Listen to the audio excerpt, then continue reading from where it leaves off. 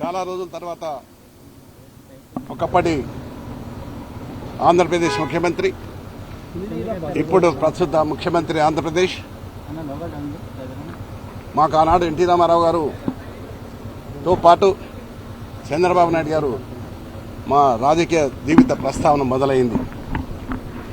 అనేకమైనటువంటి ఒడిదొడుకులతో తెలంగాణ ఏర్పడిన తర్వాత ఎన్నో కష్టాలు పడి ముఖ్యమంత్రిగా మళ్ళొకసారి చంద్రబాబు నాయుడు గారు ఆంధ్రప్రదేశ్ ముఖ్యమంత్రిగా కావడం మాకు అందరూ కూడా సంతోషమైన విషయం.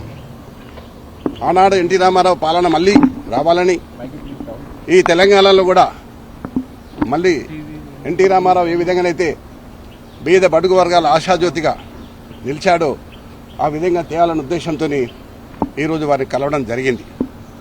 అంతేకాదు, ఈరోజు హైదరాబాద్ నగరం ఇంత సుందర నగరంగా తీర్చిదిద్దామంటే ఆనాడు నన్ను మేయర్గా చేసిన చంద్రబాబు నాయుడు గారు, ఆయన ముఖ్యమంత్రిగా ఉన్నప్పుడే హైదరాబాద్, సికింద్రాబాద్, హుస్సేన్ సాగర్తో పాటు ఈరోజు సైబరాబాద్ సిటీ తీసుకొచ్చింది కూడా చంద్రబాబు నాయుడు గారు. దాంట్లో ఎవరు కాదనలేరు, సాక్ష్యం నేనే.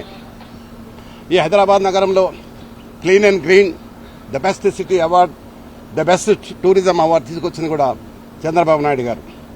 అయితే ఈ మధ్యకాలంలో తెలంగాణ అంశం వచ్చి మరి ఏం జరిగిందో మనం అందరం చూస్తూనే ఉన్నాం.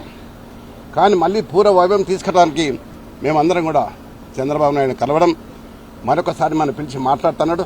తప్పకుండా మళ్ళీ ఆనాడు ఎన్టీ రామారావు గారు ఏ విధంగానైతే పరిపాలన చేసిండో ఆ విధంగా చేస్తానికి మేమందరం కూడా కృషి చేస్తాం. నేను అందరినీ కూడా శ్రేణులకు వస్తున్నా.